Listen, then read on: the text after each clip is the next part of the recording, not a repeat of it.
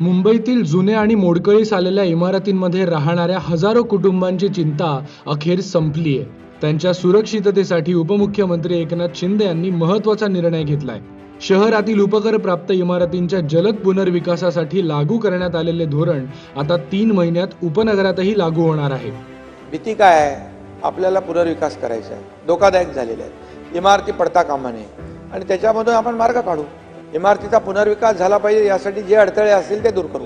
पूर्ण मुंबई शहराचा हे रखडलेले प्रकल्प पुनर्विकसित होतील, लोक त्यामध्ये जातील राहायला, अशा प्रकारचं सरकारचं धोरण आहे। ही घोषणा स्वतः एकनाथ शिंदे यांनी विधानसभेत केली।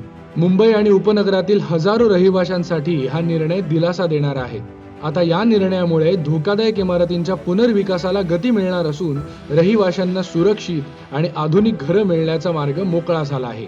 हे धोरण म्हणजे केवळ विकासाचं पाऊल नाही, तर मुंबईकरांच्या सुरक्षित आयुष्याची हमी आहे। आणि या निर्णयामागे आहे एकनाथ शिंदे यांची संवेदनशीलता आणि दूरदृष्टी।